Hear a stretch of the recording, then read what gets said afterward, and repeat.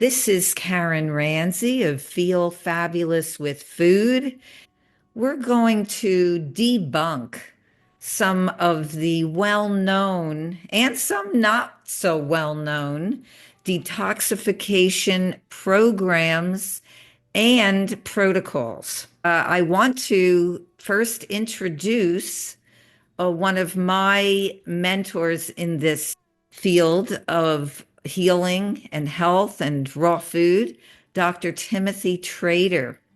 And he knows a lot about protocols and programs for detoxification. And we're going to get into some detail here that I think is going to be very interesting for you. I just want to give you an idea of who Dr. Trader is. Dr. Trader is a naturopath and he has a PhD in nutrition. He has also been on an all raw plant diet for over 35 years. And he has not only helped hundreds of people get over health problems, but he himself has overcome many chronic ailments in his life, like asthma and allergies.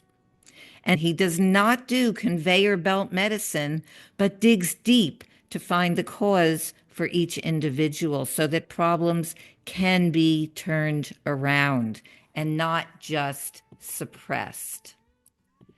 Thank you, Dr. Trader, for being with us today for this video that I think is going to be important information. I have some questions for you about these detoxification protocols that I have thought about frequently. There's many of these programs and protocols that I came very close to doing. And I didn't. I used my intuition and my common sense, and I didn't do them. And I'm actually quite glad that I didn't. Thank you, Karen, for first of all, thank you for allowing me to be on this video with you. It's great that you're interested in this because I am too. Unlike you, I went through a lot of these already in my younger days. I actually interned with Bernard Jensen and several others. I've been through it all, and I can tell you, it didn't really work. You can tell the body what to do, or you can give the body the nutrition and what it needs and allow the body's innate wisdom of when and how to do the job well. What the old natural hygienists called toxemia, or what we see today as chemical overload, or what medical terminology calls hyperchemicalemia, is real. We find chemicals in your umbilical cords. When we test what is called a toxic burden in the blood, everyone has unwanted chemicals in their system. Toxic load is real. It is not healthy. And yet we keep poisoning our body. Smoking, alcohol, high fatty diets that cause oxidation, including and especially fried foods, preservatives, artificial chemicals in processed foods, pesticides, animal and fish products, which are heavily laden with chemicals, even if they're organic. Then you got your cleaning chemicals at home and your body care products, and the list goes on and on. Is the way the body eliminates toxins efficient and effective the way it is? The body eliminates toxins efficiently and effectively. Given the chance, it is not overwhelmed. But let's go through a little bit, if we can, of what the body actually does. Hepatic biotransformation phase 1 and 2. This is from the liver. This is what the liver does. Some people call it hepatic detoxification. The real name is biotransformation. And it has two phases that the liver does. Phase 1, the liver enzymatically partially breaks down the chemicals and toxins and makes them water soluble, but they remain mainly still in an active form and can be more toxic. This is called the oxidation phase. And this is where antioxidants really protect us at this point. Then there's phase two. Phase two adds a molecule to chemicals and toxins to inactivate the toxic properties and makes them more water soluble for easy elimination. This is called the conjunction phase. Let me give you an example. The liver in phase one converts alcohol to acetaldehyde, which is pretty toxic stuff. Then it is converted to carbon dioxide and water in phase two. This liver process relies on several different cycles. One's a methylation cycle, which relies a lot on your B vitamins, and then the sulfonation cycle. And like it sounds, sulfonation, sulfur. And so things like cruciferous vegetables, which are higher in sulfur, can actually be helpful in these things. And they are essential to the biotransformation phases. Biotransformation phase can break down when nutrition is poor. And that's the key right there. It's when nutrition is poor and we're not getting what we need to do the work. Fats, cholesterol, and can be broken down, neutralized, as well as toxins, and are excreted from the liver into the digestive tract via the gallbladder. If there's not enough fiber in the digestive tract, this is a real big key here, the fiber in your digestive tract. And I'll probably say this again and again because I really want to hone in on this. These items can be reassimilated back into the bloodstream, which starts the whole process again if there's not fiber in your gut. Otherwise, when there is ample fiber, the waste matter is eliminated with the stool and not reabsorbed. Other neutralization toxins are put back into the bloodstream after the liver is done with them and ready for elimination via the kidneys and the lungs. So we have organs of elimination. The kidneys, they're the filters. After the liver has neutralized the toxins, it sends them to the kidneys via the bloodstream, where the kidneys filter it out and create urine. The digestive system. Liver processes fatty toxins as well as excess fats like cholesterol and hormones. Then it can be dumped into the digestive system via the gallbladder. If you don't have enough fiber in the digestive tract to absorb or attach the toxins, they may be reabsorbed and cause problems all over again. And the last one is the lungs. The lungs not only expel carbon dioxide, they expel like ammonia, formaldehyde, sulfur, dioxide, and a lot more. But that's not all there is. Every cell also eliminates toxins. The organelle, called peroxisomes, produces at least 50 different enzymes, and some, like the enzyme catalase, break down chemicals inside your cells. And then you have the mitochondria.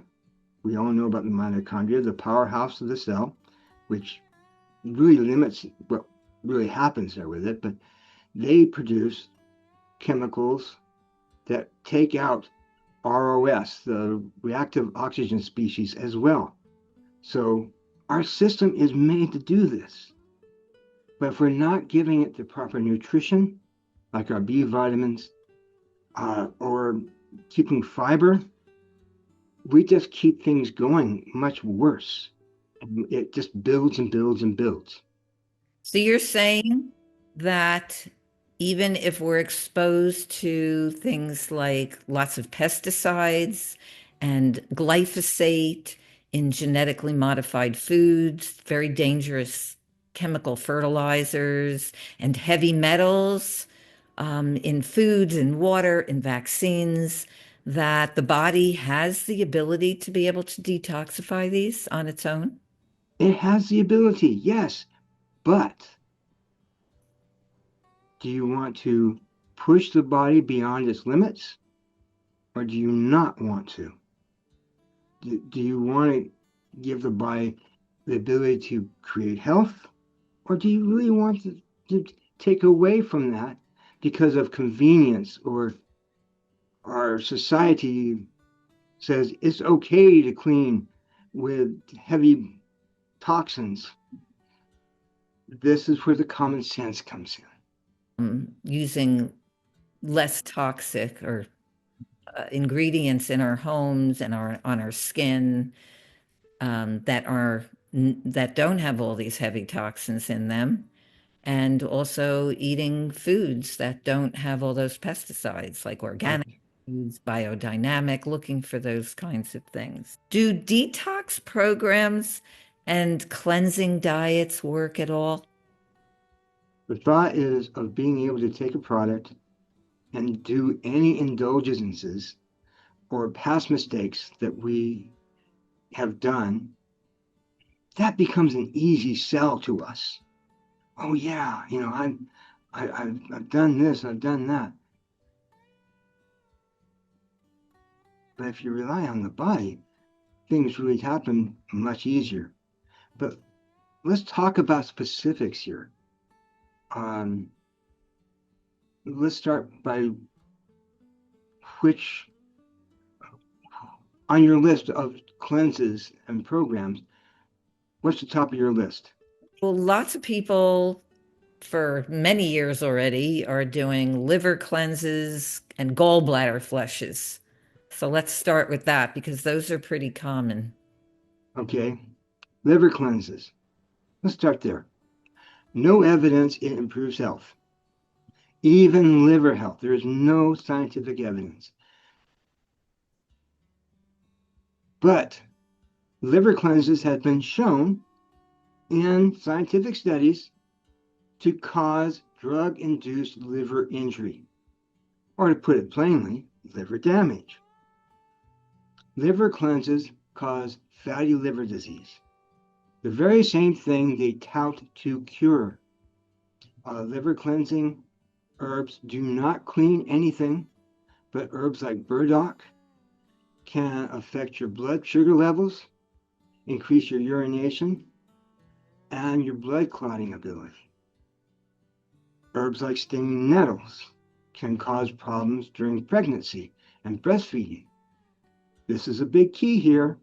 If it's not good for a lactating mother, it's not good for the baby, and it's not good for us, period. It So can cause, the herbs that are often recommended for women who are pregnant, for people who are having different ailments, those are looked as detoxification protocols as well. And you're saying that those are also not healthy for us. no. Are you trying to do a medicinal effect, or are you trying to help the body? Those are the two choices we have. Stinging nettles are, again, urinary issues, blood pressure issues, and then we have cleaver's herb. It can cause rashes, or what's known in science as urticaria, urinary problems. It can cause dangerously low blood glucose levels. But the big one is milk thistle. Every one of the liver cleanses have milk thistle, which is estrogenic and can cause hormone imbalance. It can cause allergic reactions, anaphylaxis. It can actually cause inflammation, as in hepatitis. Whoa, wait a minute. That's Hepatitis is a liver disease. You want to, but the combination has been shown of those four herbs to cause drug-induced liver injury. This is not something that's supposed to be happening, right? yeah. A lot of people are drinking olive oil, and I know somebody who did not do well. Basically, this is a gallbladder flush. This is known as a gallbladder flush. Again, no scientific evidence that improves health. But you are supposed to drink up to 8 ounces of olive oil in a day at 4 tablespoons at a time. give or take a different formula. And then put it with 1 tablespoon of lemon juice with that olive oil.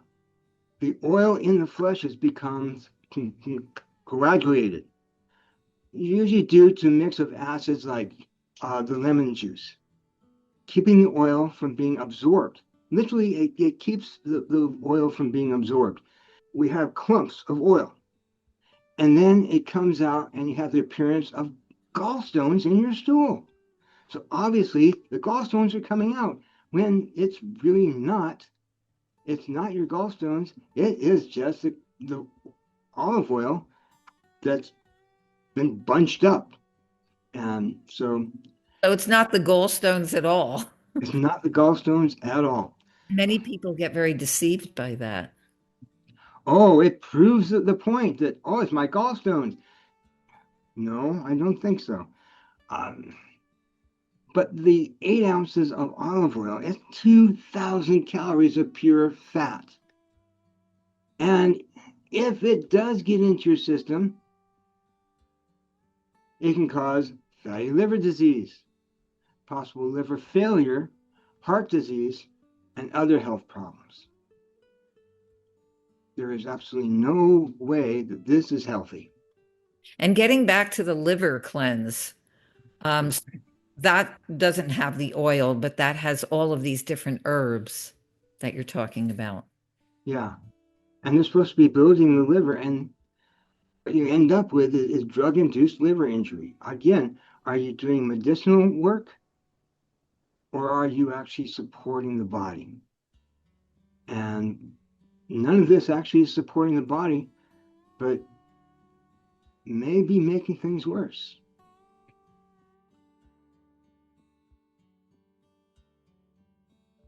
Jules, if you had to sum up just about the liver cleanse and what you would say to somebody who is in your situation and wanted to do a liver cleanse. So I would like to say to everybody listening that when we do a lot of juice cleansing and a lot of detoxing in general, we are not digesting a lot. We're easing up the digestion. We're taking care of other healing things. And then afterwards, we might not feel as good at digesting foods. This doesn't mean that these foods are not ideal. This just means that we need to build back our gut microbiome, maybe get our pancreas back in practice of making enzymes and our gallbladder back in practice of making the bile.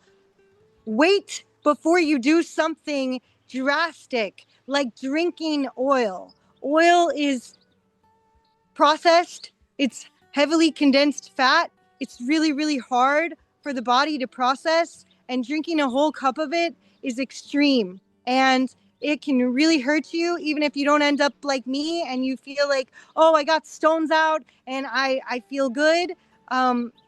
It could still do damage. It's like someone told me it's like raping your organs before I did it, and I still did it. So I would say try getting on enzymes if you're having trouble digesting fats because you haven't been digesting fats. Your body is good at what you do. So if you're not eating fats on a regular basis, which we need, by the way, my omegas were low. Look at the negative stories. And was this a combination liver and gallbladder cleanse, or was it just a liver cleanse? My naturopath said it was a gallbladder liver cleanse, but on the box it just says liver cleanse and there is no warning. So if you're looking to do a liver cleanse that involves drinking a large amount of oil, please consider my story, which I drank this oil thinking it would resolve my issues with digesting fats, and it almost killed me. I spent months feeling like I might die. I spent a night shaking all night in a severe panic attack after my mother saw my weight loss, thinking about what my life would be like if I only had a few more months or a year and how my girls would be without me. I had never thought about this before. So health is everything, but don't go to extremes to the point where you're killing yourself for health, because that's backwards. We need to be gentle with our bodies while we're healing, or something really bad and scary can happen. And then when you're in that situation, doctors don't understand what you've been doing anyway, so they can't help you.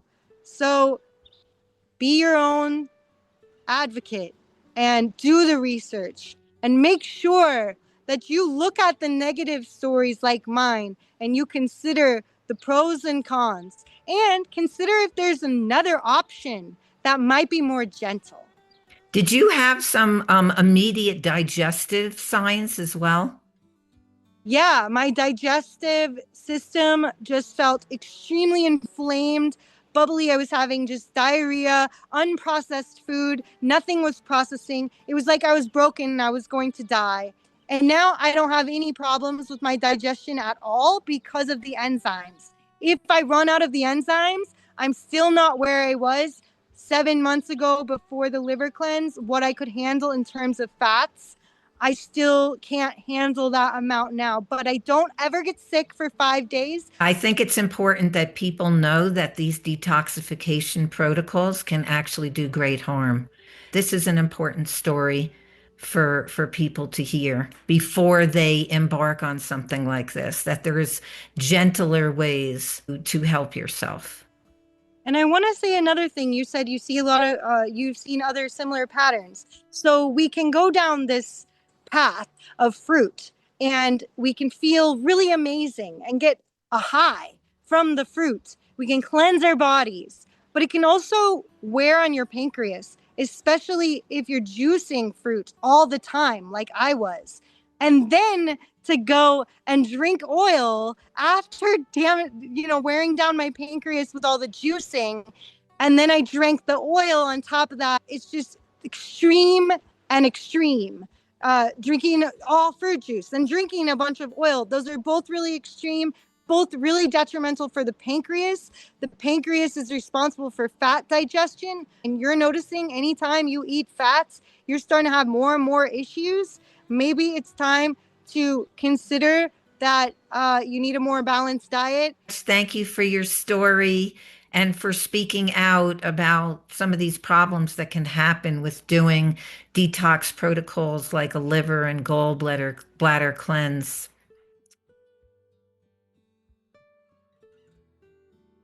Colon cleanses, therapy, which is done at a lot of the health institutes.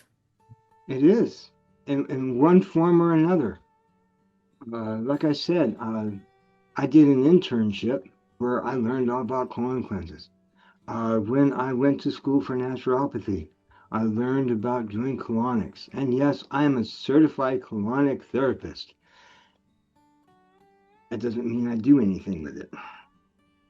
But let's talk about colon cleanses. Again, no peer review evidence it improves health. And most people think it will clean up the digestive tract from a poor diet, which doesn't need cleaning. The digestive tract keeps itself clean. But colon cleanses have been shown to wipe out beneficial intestinal bacteria. That's going the wrong way. There is no sludge clinging to the walls of your intestine. What the hype you see in promotions is the products themselves creating the imagined problem. Some actually put in polymerizing agents like polyethylene glycol or other natural osmotic agents like senna or rhubarb to bulk up the stool. These added chemicals in the cleanses create the very situation they are supposed to take care of, and some call it mucoid plaque, and it is created by the very agents ingested in the colon cleanses. Colon cleanses can create dehydration, electrolyte imbalance, and tears in the bowel, perforation. No, they're not really great. But let's break it down. Let's do one thing at a time. Laxatives. Laxative herbs are like Cascara scarata, sienna, can cause nerve damage overstimulation and from overstimulation of the nervous system. They also can create electrolyte imbalance because everything's moving so quickly through that you never even absorb very well. So you have poor absorption. And that speeding through increases your bowel transit time. So everything kind of gets pushed through. The laxatives actually can do serious damage, and you're not even going to get the nutrients that you need when you're doing laxatives. Then there's psyllium husks, a big famous part of colon cleanses. They do not break down.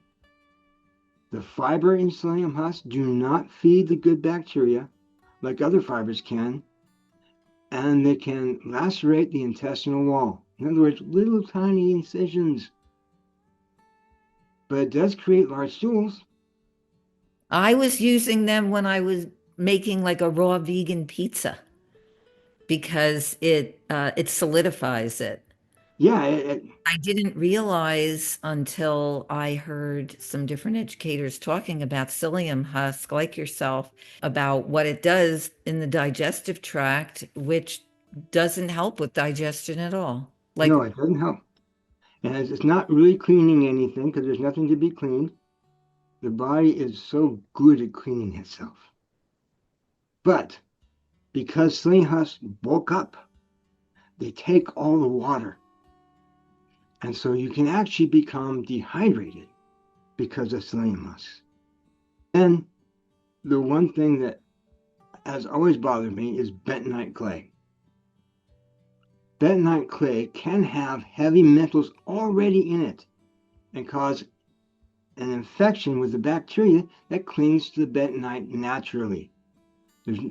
These products are not cleaned properly to start with, but because of its matter, it can also lacerate the intestinal wall, and it's more likely than any other thing in here. Bentonite is something called tuff. It's a volcano rock, something like lava powder. If you've ever walked on lava, especially barefoot, you know how it can rough up your feet very easily. But basically what you're doing is you're throwing this stuff into your colon and into your digestive tract, and it's just, wow, it really hurts things. wow, now so many people use bentonite and there's so many products that have bentonite in them. What about like bentonite clay in toothpaste and other products? Is Oh, it sensitive to the digestion? what the bentonite clay in toothpaste is all about is to scratch your teeth. A lot of toothpaste normally use silica to clean the teeth because this bentonite clay is abrasive. Have you seen some company decided to go through and check with an independent lab all the toothpaste that are out there, and they found 90% of toothpaste have heavy metals in it. I think it's time to try to do things a little bit nicer to your body. How do you find out toothpaste that don't?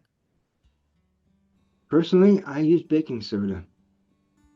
Is Pretty easy, pretty pure. You put a little water and just a tiny bit of baking soda, and you're fine. But that's just what I recommend. Back to colon cleanses. Let's talk about enemas, colonics, coffee enemas. Again, they wipe out your good intestinal bacteria and can cause perforations in the colon, especially colonics. Colonics put a lot of pressure into your colon to move things through. And so there's a lot of pressure there. And that pressure can make the bowel too big. And what happens when you blow up a balloon too much? It can burst. That becomes septicemia. Not a good thing. Coffee enemas. It's a particular pet peeve of mine. It's all the rage and has been for a long, long time. It's supposed to be very anti-cancer. It's supposed to be very anti-cancer. You know what? Let's let the body take care of the cancer before it becomes cancer. The coffee enemas have been shown to cause tenesmus, an overstimulation of the digestive tract nerves, and prostatitis, an inflammation of the rectum, and proctocolitis, an inflammatory bowel disease like colitis. There is documentation that coffee enemas have even caused death. Amazing. This is not something that we need to be doing to our body. It's not giving the body what it needs to take care of the situation. Dr. Trader, what are your thoughts on blood cleanses? It seems that's the new thing out there is The new old thing. When I dropped out of med school long ago, I became an herbalist, an apothecary. I studied herbs because maybe this is the way to go. But I've never seen a blood cleanse work. I've never seen it clear up any problems in the blood. But again, there's no scientific evidence that it improves health. It's mainly done with herbs. There's two categories of herbs. There's medicinal herbs or stimulants. The medicinal herbs have toxic properties. That's just the bottom line to it. This is put into the body supposedly to force the body to purge. Ultimately, this is giving the body toxins to remove toxins. In other words, overwhelm the body. When you're overwhelmed, are you able to do the performance that you're supposed to be doing? Or are you not quite able to make the goal that you're trying to do? Yeah. Sounds like a complete overwhelm. That's exactly the whole idea. There's no neutralizing of the blood toxins from the herbs. A lot of medicinal herbs, like red clover or dandelion root, are diuretics. They push your body to urinate, which can cause an imbalance in electrolytes. Also, it's harder on your kidneys. This is not where you need to go. The kidneys are part, as we talked about before, of elimination. It just doesn't work. Then you have your stimulant herbs, like sage, and one that's not really an herb, but I'm going to put it in here, spirulina. And they can speed up things and make it look like a forced elimination, or at least filtration. People who work in labs know that a slow filtration works better than a forced filtration. You push more things through that weren't supposed to get out. But with stimulants, some people feel more energy and feel better, feel healthier. But the stimulants have been shown to damage the nervous system. And it's just that stimulation. It's just that stimulation. You're pushing the body.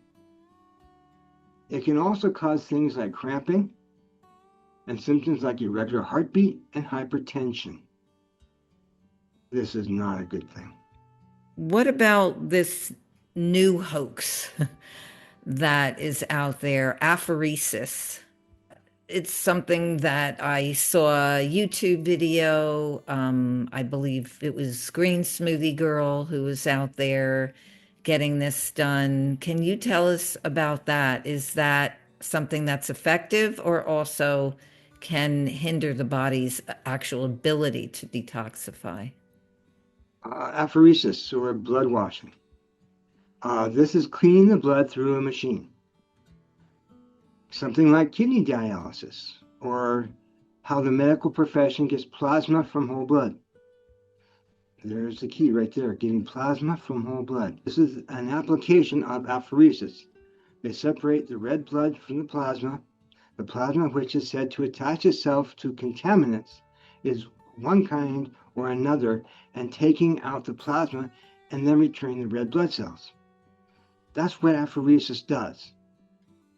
But then we have it to remove toxins. Once again, I'm going to say this over and over. There is no evidence it proves to be healthy. There's no evidence that it actually removes toxins.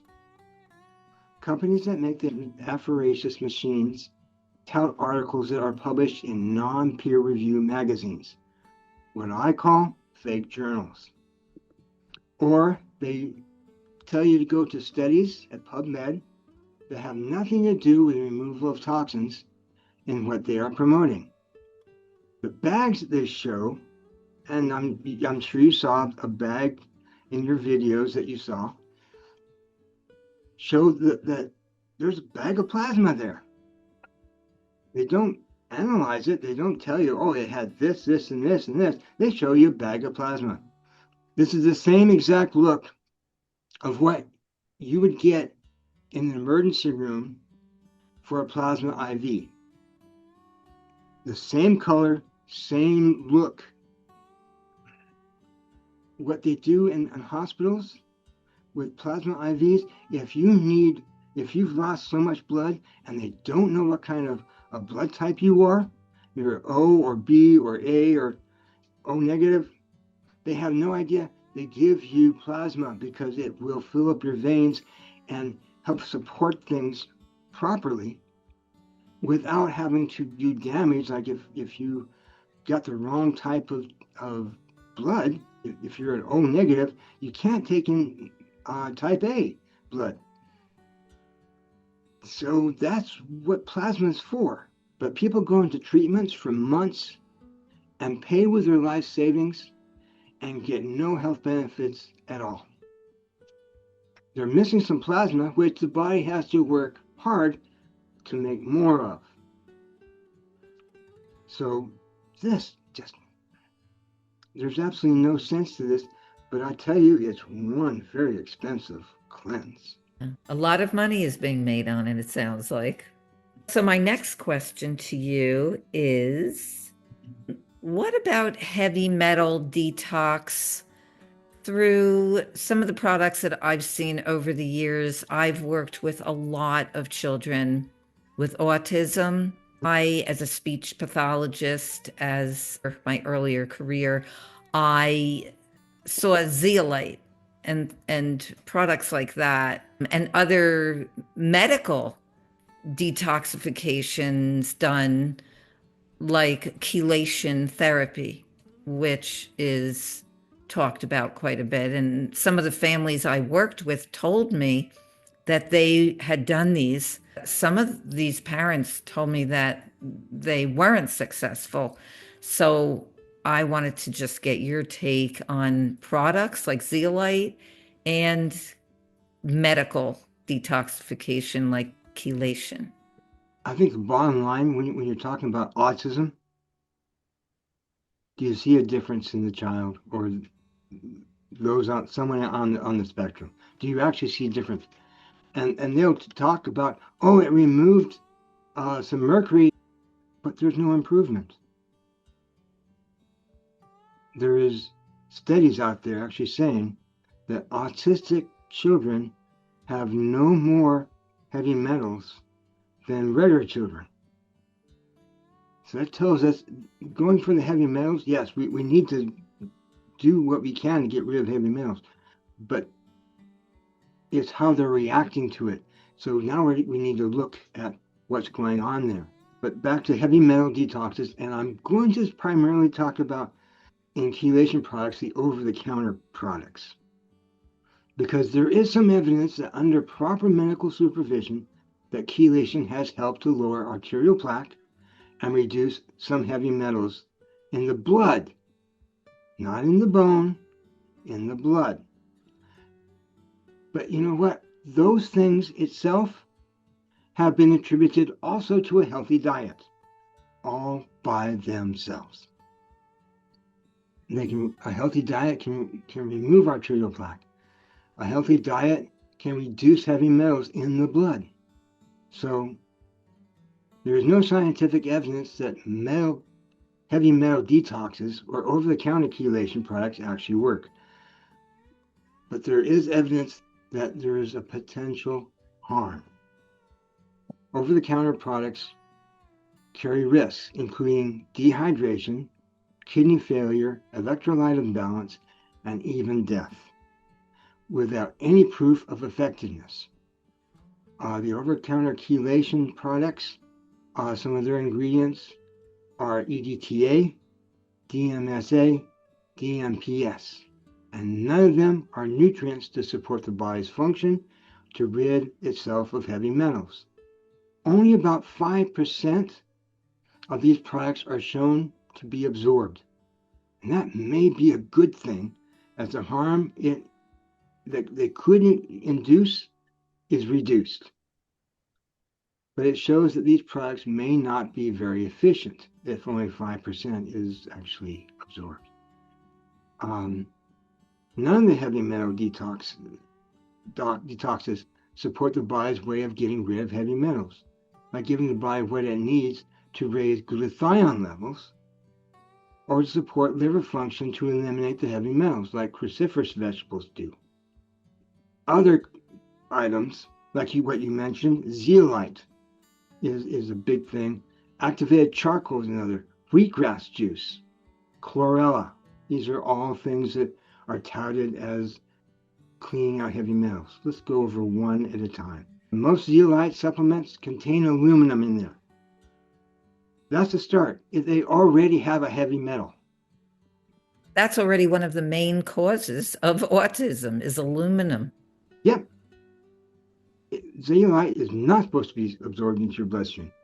If it does, it causes an immune response where macrophages, white blood cells, encase the zeolite itself and attempt to remove it.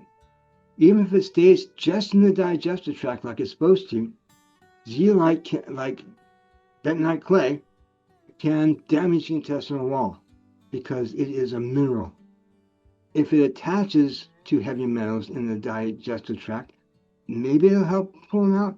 But why are the heavy metals there? They're usually there from either the food you're eating or because the liver put it into the digestive tract to get rid of it.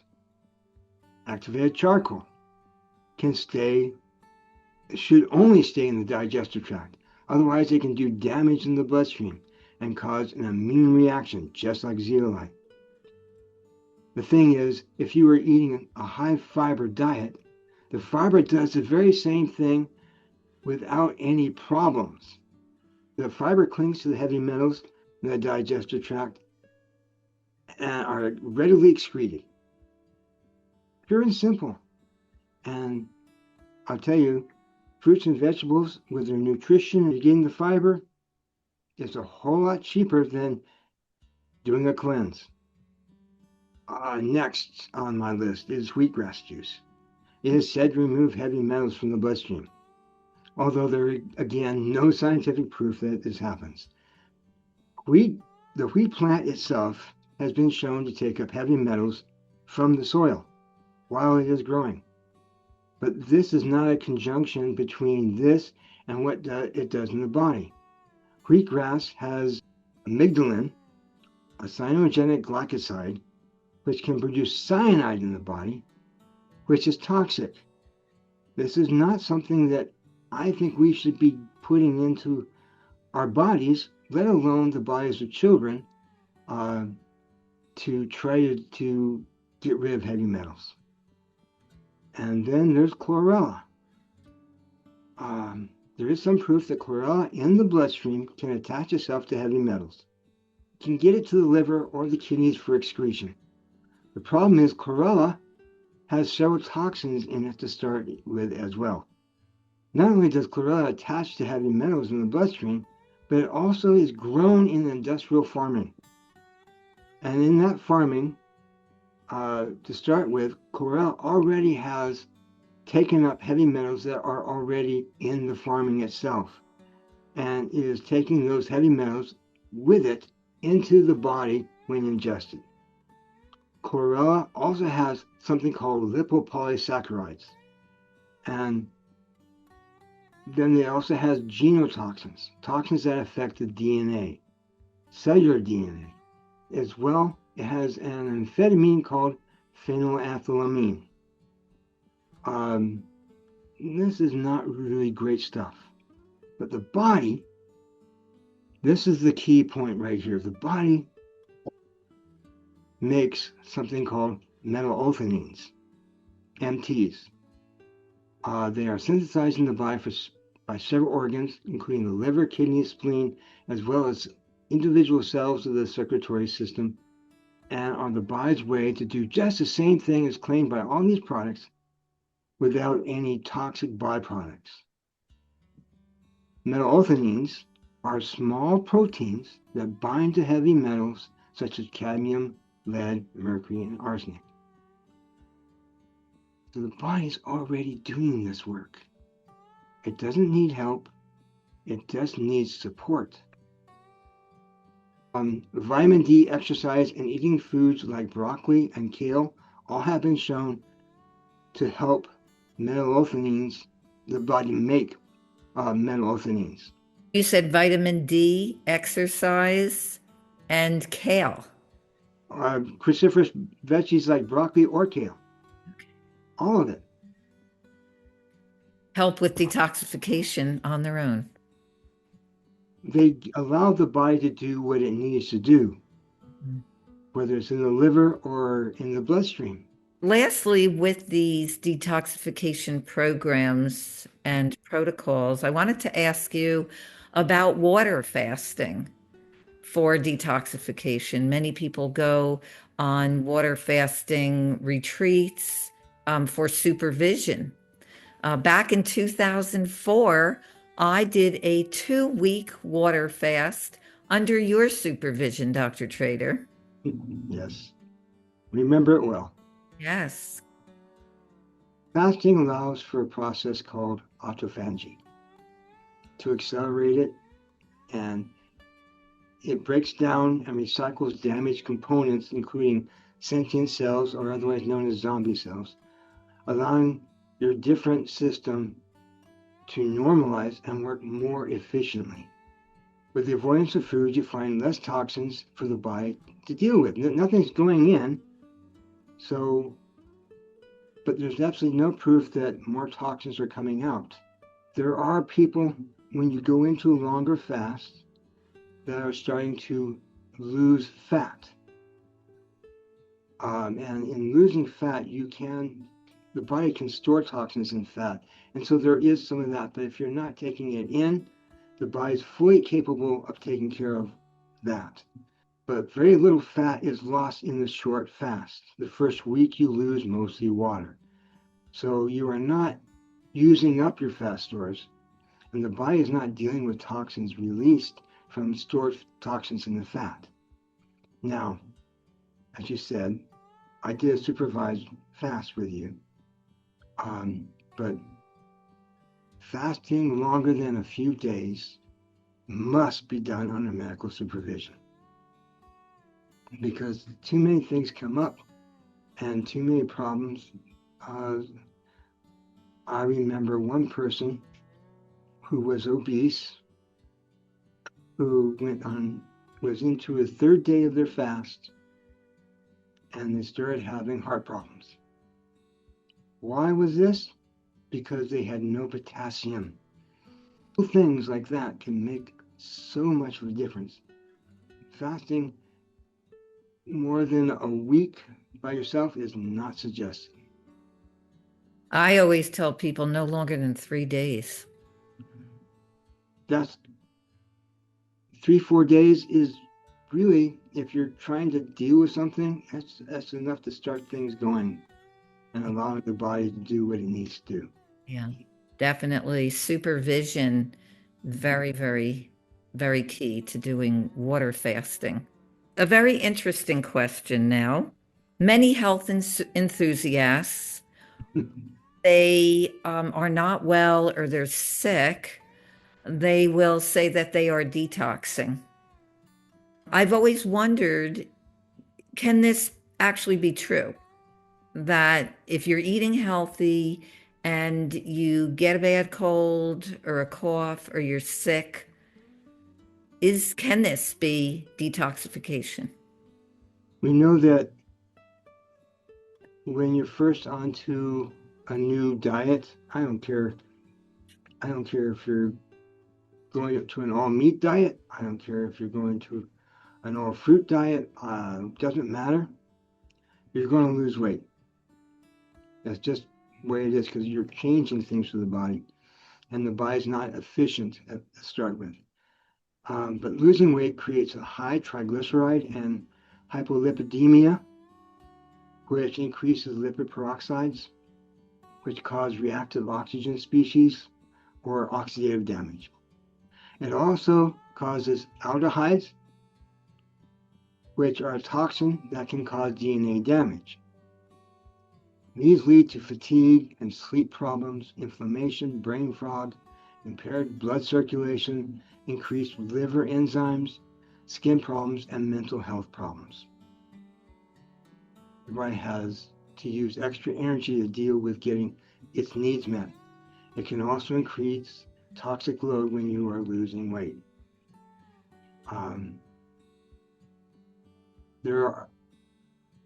But the same neutralization of toxins in the liver happens every day. The biotransformation. Do you notice it now?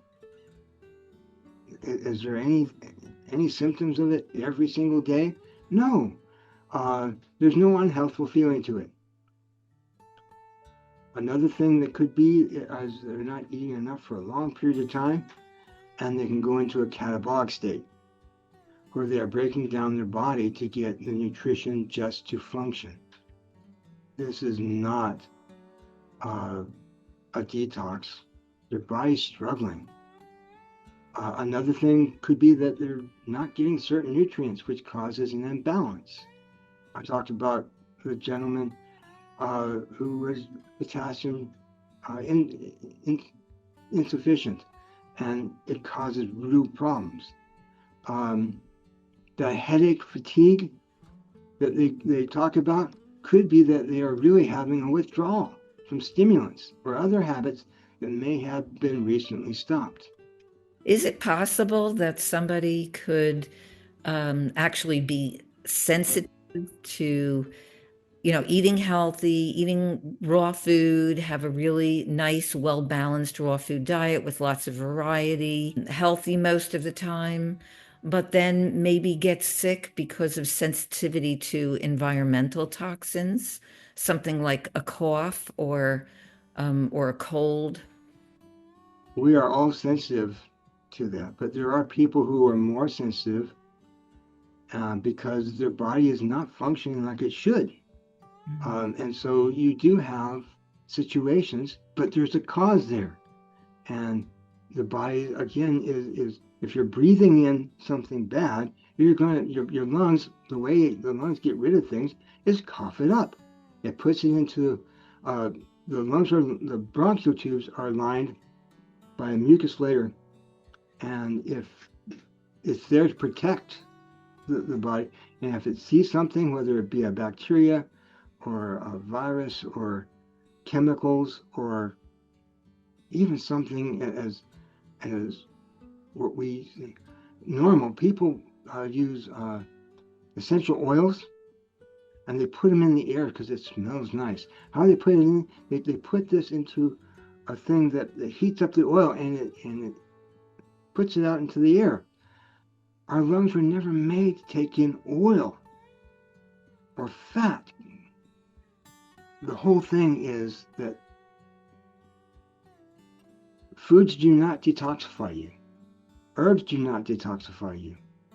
What you put into your body either creates a toxic problem that the liver and other organs have to deal with, or it strengthens the body's ability to do the job it was intended to do by giving it the proper nutrition or the proper sleep, the proper movement, reducing stress.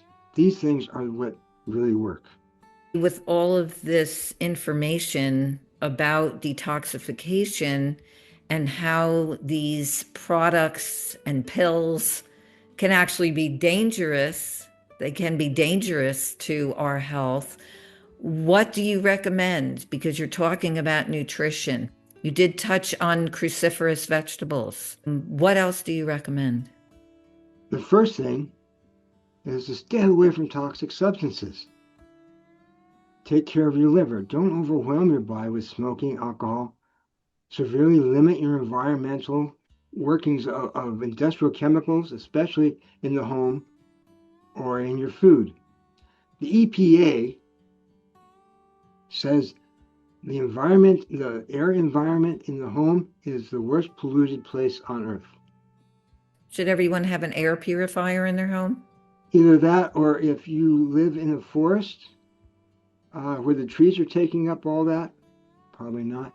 But we have air purifiers in our house. But of course, think about this. Our neighbors, you can smell our neighbors' laundry products when they're in the dryer and it's being shot out into the environment. So that's getting into your home. The cars going by. Protect yourself a little bit. Stop putting chemicals on your body, on your hair, or in the air like we talked about, where you breathe it in. Eat an organic, whole food, plant-exclusive diet, high in fiber and antioxidants. Antioxidants, I mentioned earlier, but when you're converting things around in your body from phase 1 to phase 2, that phase 1, antioxidants are just so absolutely needed. And as I test people all the time, I find their antioxidants, even if they're doing high fruit, high raw, their antioxidants they're not getting enough to do the job. Fiber in plant-exclusive diet binds with toxins from the liver that are put into the digestive system, just as in the food that's being digested as well. If you eat a big salad even with a problematic other food, it's so much easier for your body to deal with it. And it's got to be true. But let's do plant exclusive, and you don't have to have a problem with that. A plant exclusive diet, and largely for the reason of that wonderful fiber. Yeah. But also the B vitamins for methylation, the cruciferous vegetables for sulfonation. Move your body. Exercise helps to maintain a healthy liver, kidneys, and blood circulation in the whole body. Get needed sleep. Sleep helps with getting rid of toxic matter, especially in the brain, where the lymphatic system, kind of like our lymph system in the brain, works mainly during sleep. So if you're not getting your sleep, you're not detoxifying your brain very well, or you're not neutralizing the toxins in your brain very well. And make sure you're getting enough calories from fruits and leafy vegetables to maximize your nutrition. Stop looking for a quick fix. There is no proof that detox programs work. There is no countering of a poor diet or lifestyle. Stay away from detox scams.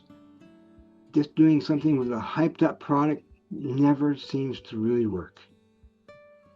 What great advice. Thank you.